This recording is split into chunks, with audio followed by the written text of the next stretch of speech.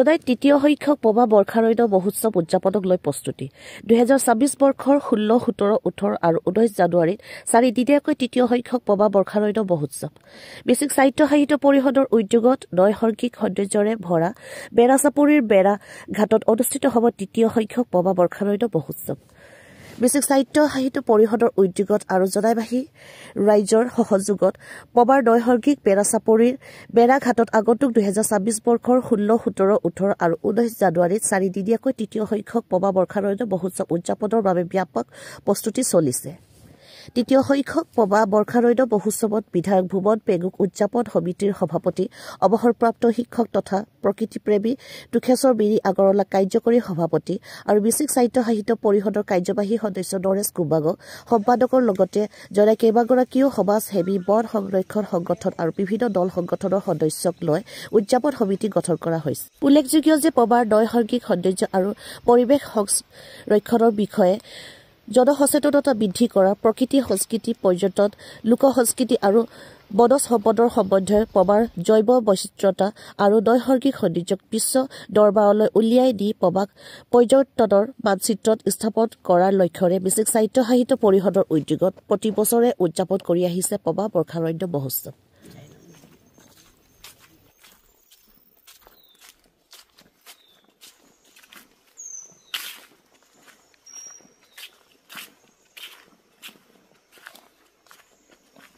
এইটো ঢেকীয়া মানে জোনাই বজাৰৰ যিমান ঢেকীয়া জোনাই বজাৰত বিক্ৰী হয় পবা বনাঞ্চলৰ পৰাই সিহঁতে সংগ্ৰহ কৰে। এই গোটেই অঞ্চলৰ ৰাস্তাৰ দুয়োকাষে অকল ঢেকীয়া ঢেকীয়া ঢেকীয়া। এই ঢেকীয়া ধেমাজি জিলাৰ একমাত্ৰ অক্ষত অৱস্থাত থকা সংৰক্ষিত বনাঞ্চলখনৰ নামেই হৈছে পবা সংৰক্ষিত বনাঞ্চল। বনাঞ্চলখনি বৰ্ষাৰণ্য উত্তৰ অসমৰ একমাত্ৰ বৰ্ষাৰণ্য ৰূপে জনাজাত আৰু বনাঞ্চলখনি এতিয়াও যথেষ্ট সমৃদ্ধিশালী বন্যপ্ৰাণী বন্য উদ্ভিদেৰে পৰিপূৰ্ণ হৈ আছে।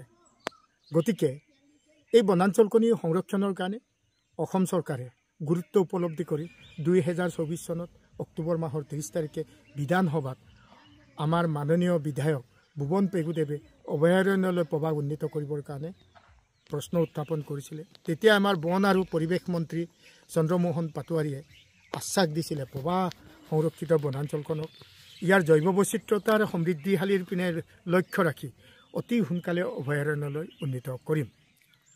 সেই গুৰুত্ব উপলব্ধি কৰি আমাৰ মিচিং অট'নমাছ কাউন্সিলে পবা বনাঞ্চলখনিৰ বিভিন্ন দৃষ্টিকোণৰ পৰা ইয়াৰ ইক' টুৰিজিম ইয়াৰ বন্যপ্ৰাণীৰ জৈৱ বৈচিত্ৰতা সুৰক্ষা অৰণ্যখনিক নিৰ্ভৰ কৰি জীৱন যাপন কৰা ইয়াৰ জনগোষ্ঠীয় মানুহবিলাকৰ জীৱনৰ নিৰাপত্তা সকলোবিলাক কথা উপলব্ধি কৰি 2015 চনত প্ৰথম পবা বৰ্ষাৰণ্য মহোৎসৱ উদযাপন কৰা হৈছিল। তাৰোপৰিও 2022 চনত 24 চনত দ্বিতীয়বাৰৰ কাৰণে মিচিং স্বায়ত্তশাসিত পৰিষদে পবা সংৰক্ষিত বনাঞ্চলৰ সুৰক্ষাৰ্থে পবা বৰ্ষাৰণ্য মহোৎসৱ উদযাপন দুবাৰকৈ ইতিমধ্যে কৰিলে। তাৰ পৰা আমি যথেষ্ট সুফল পাইছোঁ আৰু সেইকাৰণে এতিয়া মিচিং স্বায়ত্তশাসিত পৰিষদে তেখেতসকলে প্ৰত্যেক বছৰ পবা বৰ্ষাৰণ্য মহোৎসৱ উদযাপন কৰিবৰ কাৰণে পদক্ষেপ লয়। তাৰ লগত সংগতি ৰাখি 2025 চনতো তৃতীয়বাৰৰ কাৰণে 2026 চনৰ 16, 17, 18, 19 জানুৱাৰীত পবা সংৰক্ষিত বনাঞ্চলৰ সংৰক্ষণৰ অৰ্থে পবা বৰ্ষাৰণ্য মহোৎসৱখনি উদযাপন কৰিবলৈ পদক্ষেপ গ্ৰহণ কৰিছে। ইয়াত সেই উপলক্ষে উদযাপন কমিটি গঠন কৰা হৈছে।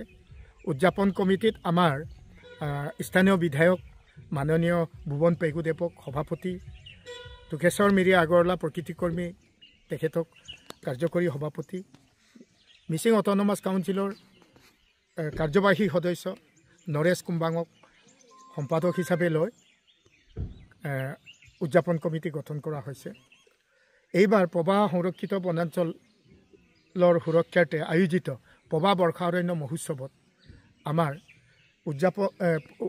উৎসৱখনিক উদযাপন কৰিবৰ কাৰণে দুটা ব্যৱস্থা লোৱা হৈছে। এটা প্ৰি ফেষ্টিভেল ইভেণ্টছ আৰু ফেষ্টিভেল ইভেণ্টছ। সেই প্ৰি ফেষ্টিভেল ইভেণ্টছৰ কাৰণে 10 ডিচেম্বৰ দিনাখন এখনি ৰাষ্ট্ৰীয় কৰ্মশালা আয়োজন কৰা হৈছে।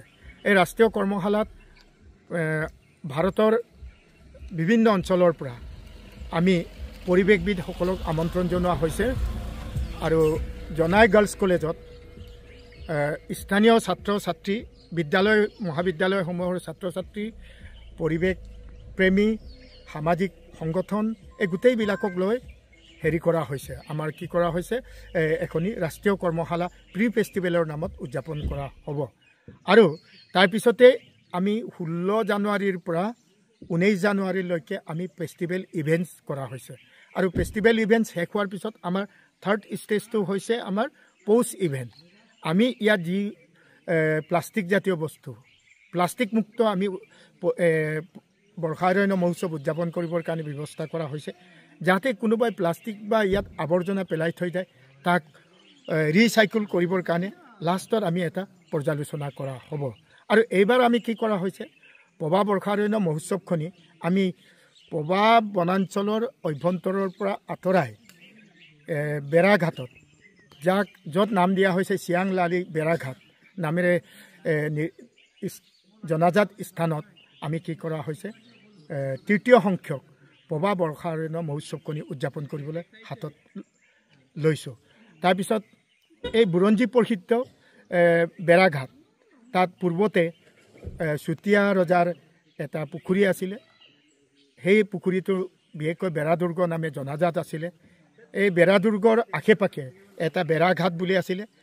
তাহানি আমাৰ গাড়ী মটৰ যেতিয়া চলাচল কৰা নাছিলে, তাহানিৰ মুৰ্কংচেলেক যেতিয়া ইয়াত অৱস্থিত আছিলে, সেই ঘাটেৰে ডিব্ৰুগড়লৈ মেচিন নাৱেৰে যাত্ৰা কৰিছিলে।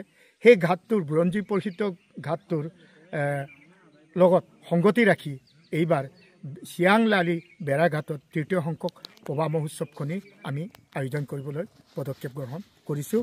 ৰাইজৰ সহায় সহযোগিতা আমি অন্তৰেৰে কামনা কৰিছোঁ।